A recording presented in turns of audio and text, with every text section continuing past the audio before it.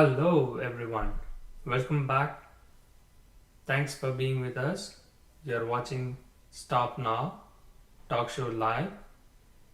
Here we stop, listen, and share. As we embark on the path toward greater social well being, we are entering into our second year of talk show and celebrating our first year of achievement. I'm hoping like my co-host will join in a minute or so shortly. And today we are going to do the TED circles, which we started a month ago. Ideas worth spreading. We all know that like about TED. TED is famous, and they are giving opportunity to everyone to collaborate and make smaller circles. So we are hosting this talk show in TED circles, and this month August topic is irrational. So we have invited a special guest as well. Hopefully he will be joining us shortly. So let me put our mission here. Like our purpose is to end human trafficking, modern day slavery, racism, and abuse in our lifetime.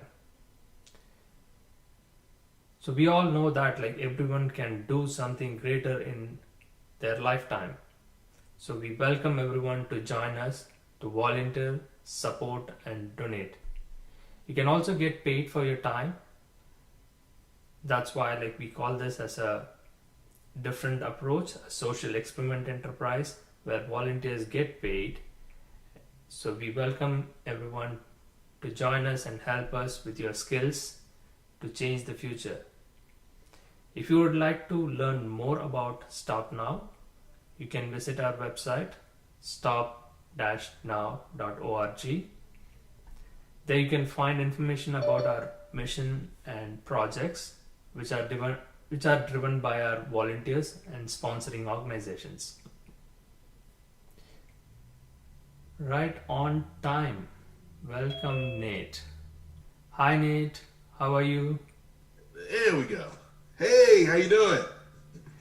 I'm good. You are right on time.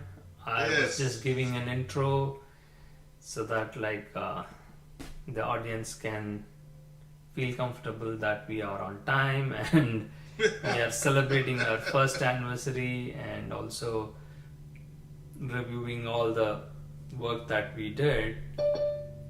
And I have invited a special guest, Josh Brooks. So he is here. Like you can welcome him. Okay. Sounds good. Sounds good. Yes, good to be here. And let's bring on our special guest from the Meta Association, George Brooks, joining us this week. One year anniversary, JK. Yes. All right. So here he comes. Yes, and here we have George Brooks joining us. Good morning. How are you guys doing? Morning, George. How you doing? I'm doing great. I'm doing wonderfully, wonderfully. Thank you. Thank you. Awesome. Yeah, thank you for joining us on our 1 year anniversary. Oh, great. Congratulations on 1 year anniversary. I wasn't aware of that. Yes. So we started doing the talk shows last year during the pandemic, and the good news is we're still doing the shows. The bad news is the pandemic is still here as well. So Yeah. Well, you get to look at the fact too. The show has probably helped a lot of people get through the pandemic. So that in itself is the positive thing and the blessing also. So yeah, and one of the things like that I've really liked about the show is just getting to talk to different people. Over the last year, we've talked to mental health advocates, we've talked to victims' rights advocates, we've talked to people that are lawyers and experts in fields of immigration and just different people that have knowledge and expertise to help folks out there. So to keep that thing going, George, for another year, wanted to bring you on this week and get to know you and introduce you to our audience. So before we start, can you tell the audience just a little bit about yourself and a little bit about the work that you do? Sure. Well, my name is George Brooks. Originally from Memphis, Tennessee. Moved to Dallas about 3 years ago after going through some pretty serious life struggles. Some things that really I'm lucky to have survived, and that was a blessing. Got out here to find myself, give my sons a better opportunity, and God gave me the idea to start Meta Association, which is meant to act as a voice for those living with mental wellness issues that cannot speak for themselves. A couple of our objectives are to speak up for those who cannot speak up for themselves, or to help and foster dialogue about mental illness, especially in the Black community. That's where we have the issue a lot of times, even talking about mental illness, to the point where if we don't talk about it, there's no way for us to kind of, initiate any healing or anything like that. So that takes a lot of that takes a lot of work. And we're also helping with reentry and recidivism. So those are our three sort of pillars right now that we're standing upon, but we're all about forming positive relationships with people in the community. That's good. Thank you, George. It's wonderful. Okay. And we have been doing a couple of episodes with TED Circles. So this month actually fall into the same week. So we were discussing about the topic irrational. I don't know how it will be like more suited or relevant to what you do. You do a wonderful job, and my understanding is like not being logical or reasonable, and that word itself means to someone as like crazy. So how do you associate the mental health and the work you do? And if I'm allowed, like I'll play out the intro video of you, or if you want to explain, that's fine as well. Okay, sure. Well, the intro video that is out, what I wanted to accomplish with that was give people a as thorough a glimpse into who I was and what Meta was as possible. And to me, that was the most effective way to do it. And that way they get an idea of who I am, my story, and what our goals are with Meta in a one concise place. Now, when you talk about kind of those three pillars that you're looking at and how they're all really connected and tied together, George, can you speak to a little bit about why mental health is so important, particularly when you look at the Black community and specifically when you look at Black men, and why it's maybe something that hasn't been attended to for so long? All right. Well, I mean, you can see it. Well, I tell you this personally, I would see it in my community. Back before I left Memphis, the neighborhood I lived in, I saw it every day because the Black men that, my peers, I could, it was so clear to me because you could see where certain issues that they had and certain things that they were dealing with weren't being addressed. Therefore, you saw the effect on them economically. You saw the effect on them socially. You saw how it trickled down and affected them to where they got involved in substance abuse and crime. So, and I'm not saying every instance is like that, but I saw the correlation between that and mental illness and the fact that we don't talk about it, especially us Black men. And that's no way to make us look bad at all. That's not what I'm trying to do. But sometimes the truth is true. And like you know how we are about therapy. Mm-hmm. We don't do therapy. Yeah. But when I used to be like this, but I found a wonderful therapist in Dallas. I found a Black male therapist that to me didn't make any difference. Mm-hmm. Sekou Frazier in Dallas, and it changed my life. All because I took that. I let something go. I let something that was making me afraid to try something go and try something new, and it opened up a whole new world for me. So that's what I want people to do, not just in the realm of mental illness, but life in general. And I think it's so important that you bring that up, because one of the things that we talked about on this show over the course of the last year is generational trauma. Yeah. And how there's a lot of things, specifically in the Black community, but I think this applies, to other groups as well, where stuff happens, and it's happened, 100 years ago, and you still feel those echoes and those ripples, and it's handed down almost like a family tradition, and there's got to be a way to kind of break that cycle and break that chain, and I feel like being able to talk about things, being able to go to therapy, like you said, we just had kind of a stigma in certain communities, is a way to at least start to break those chains of generational trauma. Right. And deal with generational trauma too. There's some elements of it that we can't necessarily control, such as systemic racism. Yeah, it has a lot to do with our mental illness, mental wellness. Certain factors like that we can't just readily fix or change. Now the ones that we can, and like you just said, communication being the main one, we can, because we all have family members that we know went through something traumatic, but it was never dealt with. It was like, okay, yeah, everybody knows something happened to so and so, but there was no plan for them to get care for that. And while they continue to go ahead and grow and live their life, you can see where it affected them. I don't know somebody in the family like that. So I want to start a dialogue where we make sure that it's okay, where if somebody goes through something traumatic, it's okay for them to get treatment of it without fear of ridicule or without fear of scrutiny. Now, I got a little bit of a smile on my face, George, because the next question I want to ask you is something that JK probably has been waiting for me to ask, because one of the interesting conversations he and I have had over the course of this last year is the role of religion in society. Yeah, because I am a religious person, grew up in a spiritual household, and JK is an atheist. And so, it's been interesting just us having conversations with folks over the last year.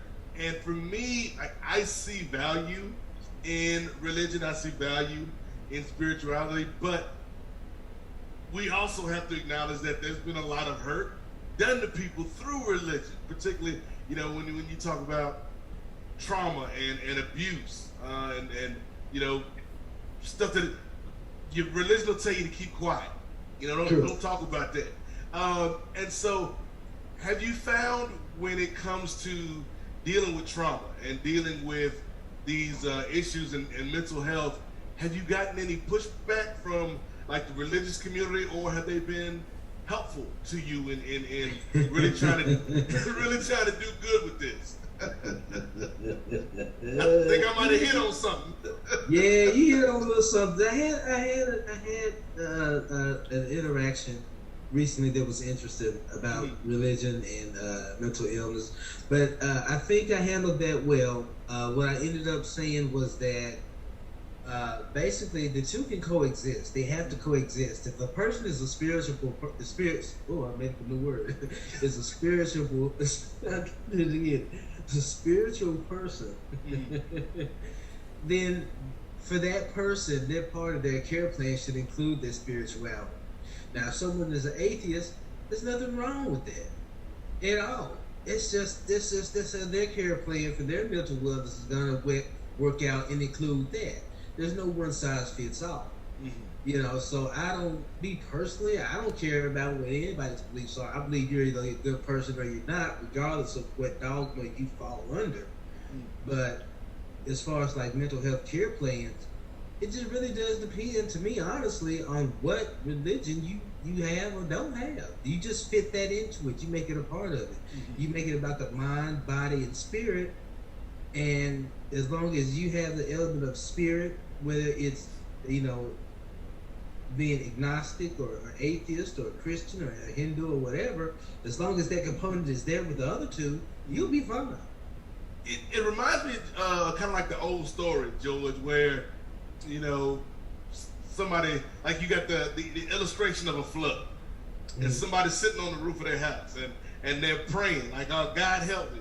And, somebody come by with a boat, and they like, nah, I'm waiting for God to help me. And then somebody come by with flotation device. Now I'm waiting on God to help me. Then somebody come by, with a ladder or something to get them off the roof. Now I'm waiting for God to help me. And then they end up drowning. And it's like, why didn't you get off the roof? I was waiting for God to help me. But it's like God sent you these tools that you passed up. And so I feel like a lot of times, for me, I can speak for myself. Growing up in a spiritual household, I saw a lot of people that are like, I don't need mental health. I don't need therapy. I don't need to talk about this because God got this. And it's like God is like, you can have both. It doesn't have to be either or, right? Like you just can't pray this stuff away for a lot of this because it's so deep in you, with your mental health. And it's like, God, if you believe in God, God wants you to be better. And in order for you to be better, you got to talk to somebody about this because you can't do it on your own. At least that's what I think, George. Yeah, and a lot of that too is, probably historically speaking, a lot of people in the church are afraid of mental health industry because they feel as though it will take people away from the church. That's not the case. Mm-hmm. But I do think it's getting better. I do feel as though it's starting to open up a little bit more, especially as far as the black churches, because as you well know in our community, that's the cornerstone. And I'm from Memphis, where it's literally a church in every corner. Yep. I was just talking about this my 11-year-old, and it's important because so many of us rely on the church, and for us to really hit our potential as a culture, not as a culture, but as a people, we're gonna rely on the church. We don't need the church. The church is part of this. The church is part of our recovery. Yeah. And we have to make sure that they're aware of that. And part of that means that you have to be understanding what's going on in the community that you serve. You have to understand those things because you have to disseminate information by proxy just by the fact that you're in the community. So in terms of, getting back to that idea of community and talking about, the Meta Project, like what has been, I guess, the best thing about starting this up, and maybe what's a challenge that you didn't foresee, when you got this off the ground? The best thing is that I get up every day knowing that I'm doing what God feels my purpose, what God's purpose for me is. Mm-hmm. I have fun doing it. It's exhausting work. It's grueling work. But I do honestly feel like I'm doing what God wants me to do. And, as long as I follow that path, it makes it easier to stay on it. The hardest things about it have been COVID, really, that I think about it, because it slowed down so much as far as getting progress, getting meetings and whatnot, that it's really slowed us down. But I'm going to look at it as a blessing in the sense that it gave me time to kind of incubate and learn. So I'm going to take something that would have been a negative for many and turn it into a positive. So. Well, let's talk. You mentioned the C word, COVID, and the theme for the month with the TED Circles is being irrational, and so I feel like a lot of people over the last year have been irrational with COVID, and it's like there can be reasons that you are skeptical, particularly when you talk about the black community and the vaccine. Like I was somebody that waited a while to get it because there's a history of the medical field and black people, and it hadn't always been a great history. And so I waited. I got information. I talked to people I trusted.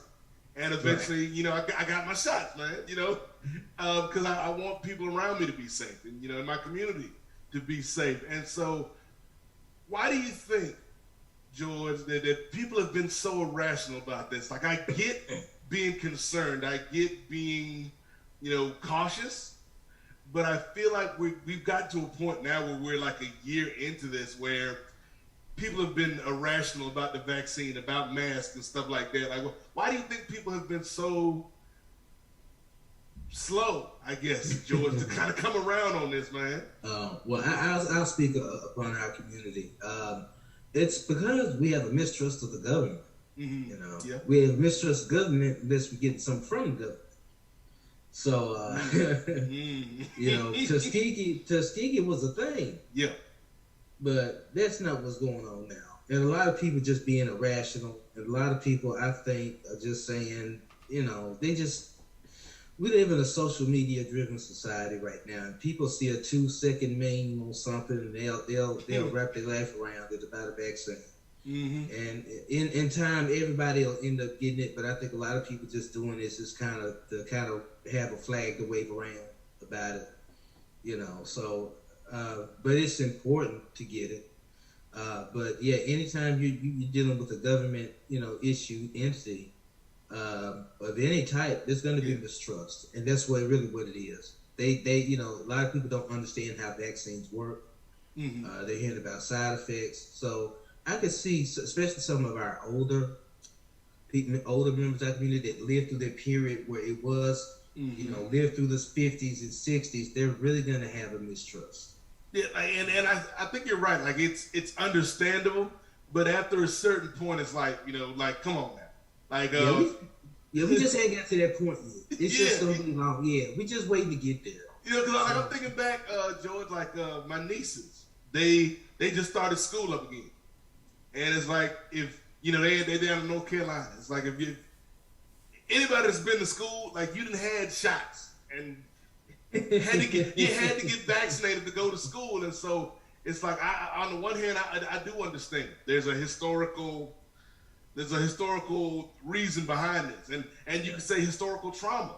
You know, like, there's a reason we've been traumatized by the government, but at a certain point, it's like we got to go ahead and do it. We got to go ahead and get these shots so people can be safe.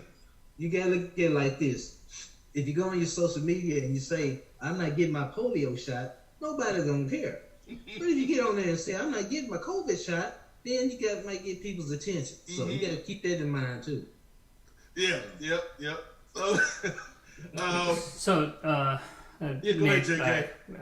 I want to jump in here, listening for a while. It was quite interesting.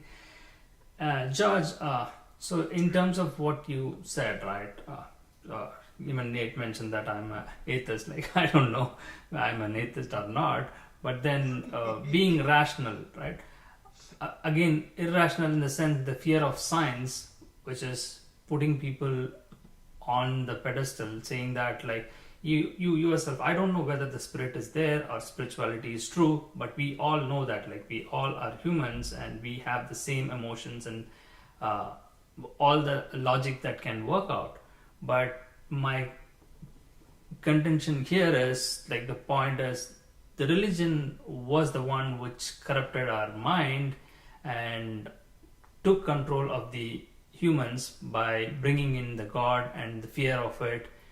That was the reason, like, as you both were saying, that, like, black community and the churches around always tries to keep you under control. That pressure put you into not to think logically and made you to fear for things and got you into the trap of mental health. Mental health is, like, as simple, right? You know that in Texas what is happening right now, even with the top court, like Supreme Court is, like, siding with stupid, illogical things, saying that, like, you cannot impose mask. Then how are you going to control? The last 1 year is a proof and evidence, and you are basically trying to kill people. And where is the law? Where is the law in the land? It is so stupid, like, seeing that, like, the schools are sending messages, different messages every day, saying that, oh, it has been overturned, now we are going to impose again, back again. So it is so traumatizing people to what to believe. Yeah, and it's a harrowing thing because the media does not help. One thing I stopped doing years ago, a good friend suggested this for me, was to stop watching the news, and I haven't watched it since because it's a tremendous source of misinformation. But yeah, there's so much, and so much of the information conflicts itself, it's hard for people to make a decision as far as what's best in terms of the vaccine. And that's where the problem comes in. And I think the church really, if spirituality is part of your life, it has to be part of your recovery. It has to be in conjunction with your medicinal treatment and your therapeutic treatment and whatever other treatments your providers, feel that you need. So that's just how I feel on those issues in terms of being able to establish that. And again, we're here with George Brooks from the Meta Association. And George, let's stay here for a little bit, because I think that part of what we've learned over the last year is that there are levels to community. There's levels to working with people. There's levels to empathy, which I think is something that we've kind of figured out over the past year. And then, honestly, there's levels to people's selfishness that we kind of figured out over the last year. So, is there a positive? Is there a silver lining in terms of the way people treat each other, or the way we think about mental health, that we can learn from this past year? One major thing I think that has gotten better, and this is kind of not it's not a good way we got here, but I think that it taught all of us that, regardless of economic status or money, we can all be affected and touched by something. And I think in a way maybe that it helped. I think I've seen more consideration shown toward people when we out. We see them to say good morning a little bit more, open the door a little bit more, because we all went through that economic, we all went through the economic stress of it. We went through the shutdown. We went through the lockdown. It didn't matter whether you were black, white, or whatever.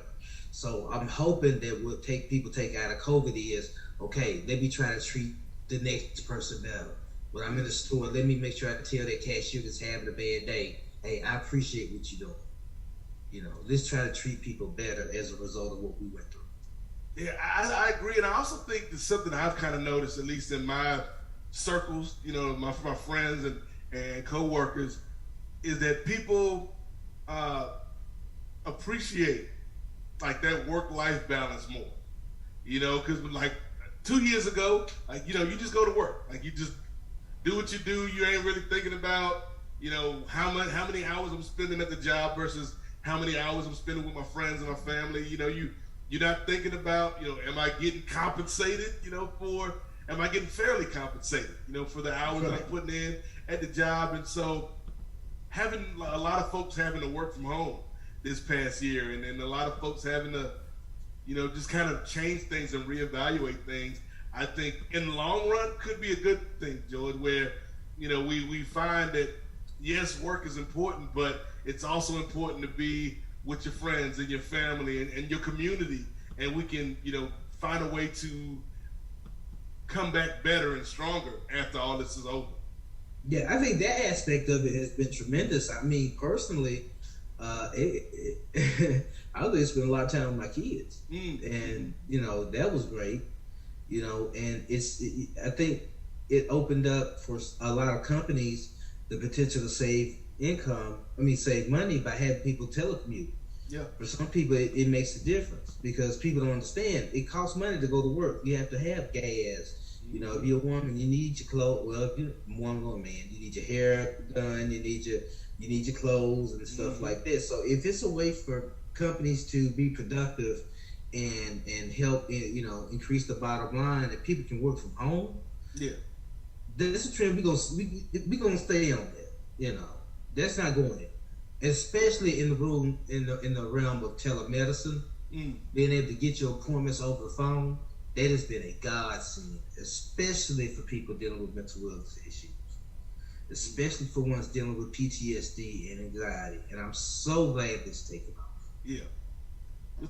You mentioned your children real quick, Joy. Talk a little bit about what that has meant for you, and maybe how that influences the way you want to help people in the community, and the way you want to help people with mental health. How has being a father changed you?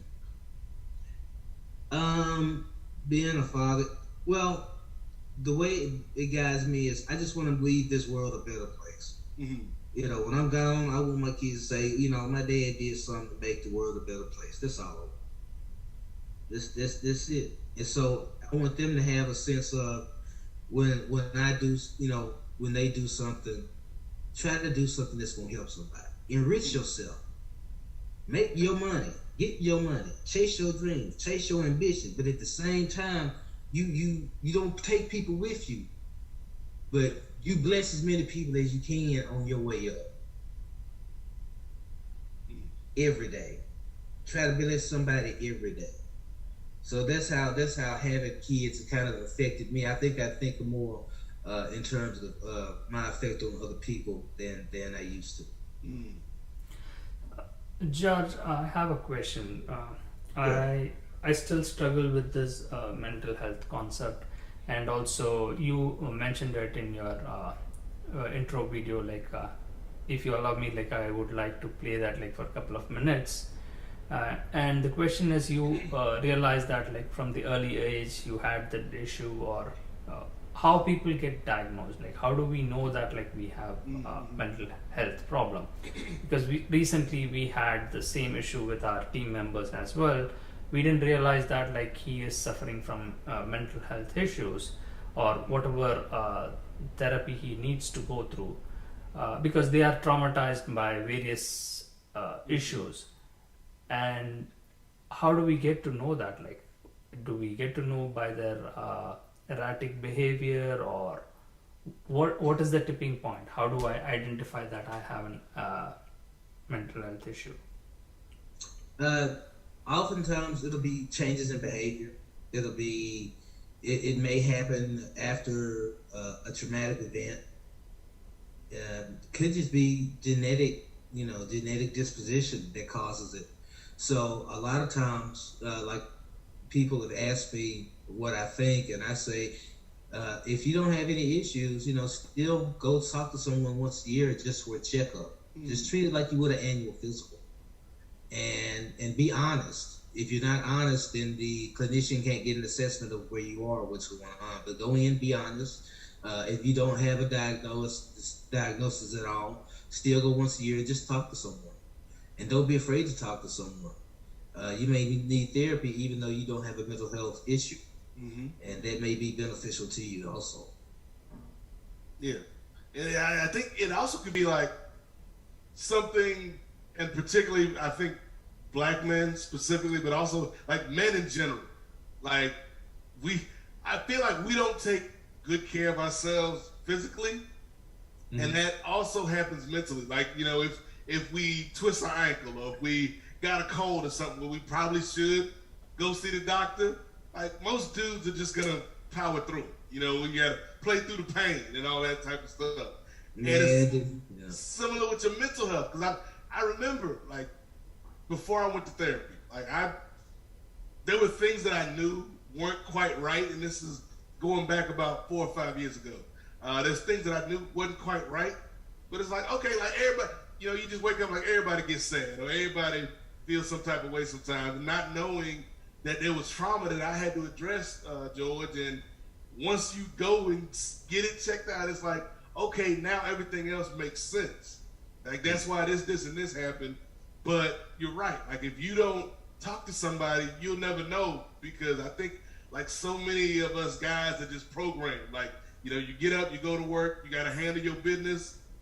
But if you don't take care of yourself, you can't take care of business. That's right. And a lot of us, we don't know that, because I spend a lot of time with the guys on the corner. Mm-hmm. And they talk you talking about a whole different animal being. They really not about to go talk to a therapist. Right. And a lot of them main ones that could benefit from. When I advocate for therapy, I'm not saying go and get on a bunch of medication. Mm-hmm. That's not what I'm saying. Now, if you need it, you take it. But a lot of times it's not what, people always say, well, yeah, you just want to fill you up with pills. Mental health treatment it encompasses a lot more than that. So people need to not be so afraid of it. Mm-hmm. A lot of it in our community is fear, ridicule. It's fear as a man. Oh man, you a punk, man. You weak. You this. You that. You know that's killing us. Mm-hmm. Think about how many people in jail because they may have had a mental health issue and done something in an episode, made a simple mistake, and now they in jail when they needed treatment, not incarceration. Yeah. And then one day he's got to get out untreated, now with a record, and try to make it and be successful. Mm-hmm. Metal wants to try to help those people. We want to help them to avoid going to jail in the first place by dealing with the issue. Mm-hmm. And we want to help them when they come out, but making sure they have everything possible, feasible, that they need to try to be as successful as they can be. And I don't think people understand how your mental health has so many effects on other people. You know, whether it's your spouse or whether it's your kid or whoever, people at your job. Like, there's so many people in your life, whether you think about it or not, that you have an influence on, you know, in your day to day. And the better you are, the better their lives can be. Mm-hmm. Right here on our screen, we see the idea of purposeful service. Can you speak to that a little bit, Joe? That goes back to my relationship with God. I believe you should live with a sense of purposeful service. Do something that has a purpose of benefiting yourself and helping others. Mm-hmm. That's one of the things I live by, and I'm trying to instill that into my children also. So that's just a personal thing that I feel that that meta should apply also. Mm. And one of the things you just touched on that really spoke to me is about once somebody, like, because sometimes you can fix a problem before it becomes a problem. Other times you can't. You know, it's happened. That's somebody's done something, and now how do we get better after the fact? And in terms of somebody that's been locked up and they come out, you know, you spoke earlier on, you know, lowering the rate of recidivism. How do you and how does Meta work towards, okay, like, we can't change the fact that you was in there, but what we can do is work to make sure that you're not going back. How do you work on that? Well, right now I'm working on producing a documentary with Andy Costa Films about recidivism. It's this project. I'm just acting as producer. I think bringing awareness to a lot of the situation in terms of what that transition is like when people come out of jail, and let that bring awareness to people will open people up, because, you know, we need to not fear these men and women. You know, we have to treat them as human beings. That's the first thing. But as far as other ways to help, we're going to offer classes, support groups. Mm-hmm. I want to work on PREA, which is the Prison Rape Elimination Act, to strengthen that if at all possible. Mental health services, we're going to be referring people to mental health services. And one of our partners, Unlocking Doors in Dallas, that's actually all they do is recidivism. Mm. So we have a partnership with them, and they are a wonderful organization, Unlocking Doors in Dallas. Awesome. Anything else you can tell us about the film, George? What was kind of the impetus and the idea behind that? It's through I'm working with director Andy Costa. It's about incarceration. In fact, I'll get with you after the show on it. We'll discuss it. Okay. It's still very early on, and I don't want to divulge things that I shouldn't at this point. But we'll talk off there. Sounds good. So definitely looking forward to hearing more about that. I think another thing, getting back to that word, the I word that JK brought up at the top of the program, that irrational thought. I think it's not only for, you know, one side, because I do feel like, you might have done something irrational to end up in jail, but I also think the way that society deals with people who have been incarcerated when they come out can be very irrational. And, you know, there's a lot of hoops that people had to jump through. There's a lot of restrictions that people got to get by. And I don't think that, you know, the average person that hasn't been locked up understands the difficulties of kind of reintegrating back into society that a lot of these folks are going through. Yeah. See, I've never been locked up. I just know a lot of people that have, and I've seen the problems they have. Yeah, it's just when they come out, you know, a lot of times these gentlemen and women already are institutionalized. So you have to give them a period. It's like if you bring someone that's been, you know, off in a foreign country or even in a combat situation back home, they need time to reintegrate and decompress and debrief about what it's been like for them, because people don't understand. Just being in prison in that environment is, to me, traumatic. Yeah. You know, and people, you know, and they love to make jokes and do this and do that, and it's like that's not what their place is like. You don't know what it's like. I don't know. I've never been, but I know enough people that have. Yeah.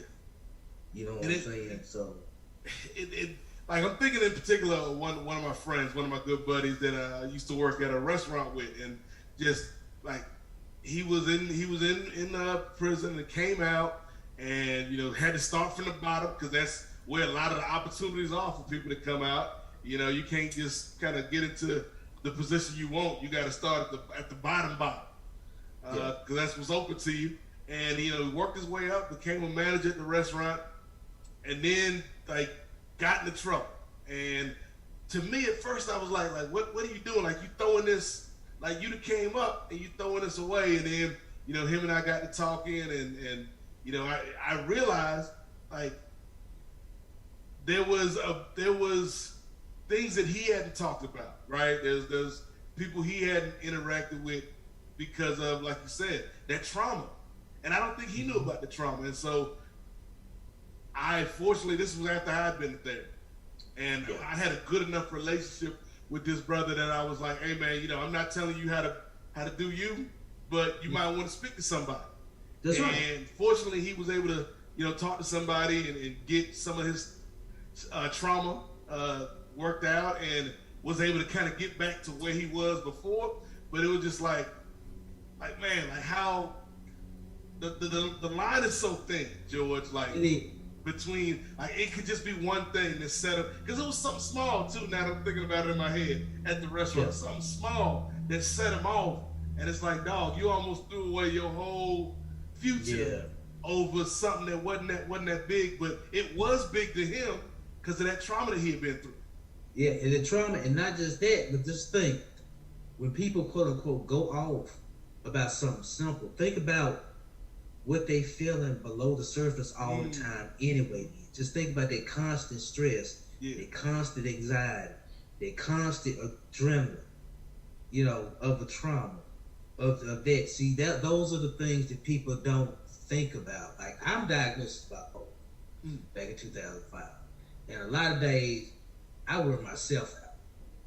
Now, one thing I have mastered personally is when I'm manic, I try to be productive. When I have those ups, I get to work. When I'm even, I do the same. But when I'm low, I try to rest. So it's trying to find a struggle.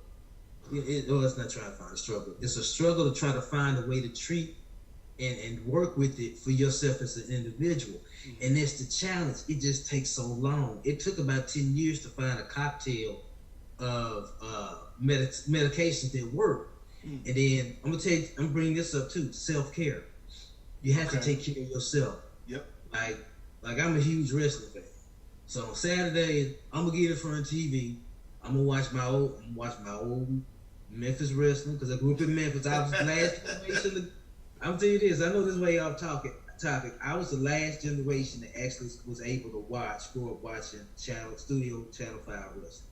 It was able to go to the concert. So I was the last generation that got to see it.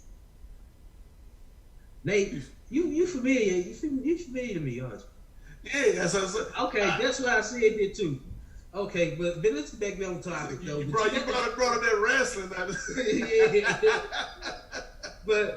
But you know, you got to have things for yourself. You know, I enjoy. I'm getting back in the screen. I'm getting into screenwriting and producing now, so that's something I enjoy.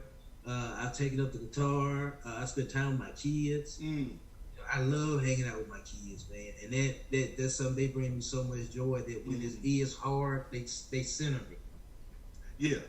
So I think self-care, like I don't want to gloss over that point, George, because I feel like that's something I've learned this last year for myself. Because I'm so used to like if things like when things were normal like before, just work, and almost work yourself to the point where you don't have time for yourself. And because we've been kind of forced, a lot of us have been forced to work from home this last year. You know, I've had more time to get on a Skype call or a Zoom with my nieces, or you know, you talked about wrestling. You know, like as a couple weeks ago, me and my buddy watched SummerSlam. Oh, I guess last week we watched SummerSlam, and we were on the Zoom together at the same time we was watching SummerSlam, like we were back in college or something.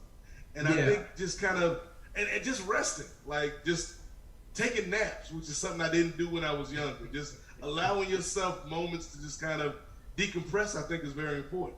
Yeah, and I think you're gonna see people after COVID. Well,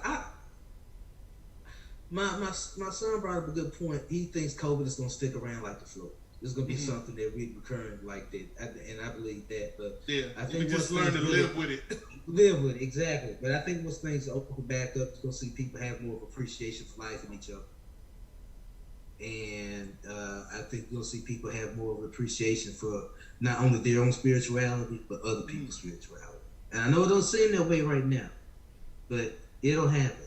You know, you'll see a Christian go shake the hand of an atheist. You're gonna see that kind of unity in the world, and I hate that it's got to get so bad for it to get better, but it's gonna have to get better. And I want to do my part to make it better. You know, that's the whole point of better. See, like we've already started because JK and I shake hands every week here. Yeah, we are on We've been this. shaking hands for a year, JK. Yeah, Nate, absolutely right. Some people used to say that, like, whether you are a believer or a non-believer, it's the same. You are on the same coin, like on the other sides. That apart, like, because we are running short of time, and I wanted to play out the video as well. George, one final question from me. How does this impacts the people who are homeless? Mental health is so crucial, and I see that, like, even if we try to reach out to them and try to help them out, try to provide some accommodation or some place to live, recover, and also it's not like just donating or helping them by giving money. And most of them, like, my understanding is, like, they are already trapped and traumatized in their mind that they cannot recover, and they are drug addicts or abusing substance or whatever that is. Like, even if we give them a job, they don't want to do it. How do we help those people, right, who are way over down in mental health issues? Because we had, like, similar experience in saying that, how do I help? I care for them, I want to help them, but they are forcing themselves, saying that, no, I don't want to stay, I want to be homeless, I want to be like a hippie in those days. Yeah. Well, you know, we can't impede upon one's free will as long as they don't violate the law. But what we have to do as far as our homeless, we have to establish, you know, places for them to stay. That's the only way you can stabilize anyone in any health situation. So that while that's not something that is in Meta's purview, we do have partnerships with organizations that do address those issues, and we do support them in terms of getting the homeless into residences, and that way then we can step in and do our part to help them get treatment and whatever else they need.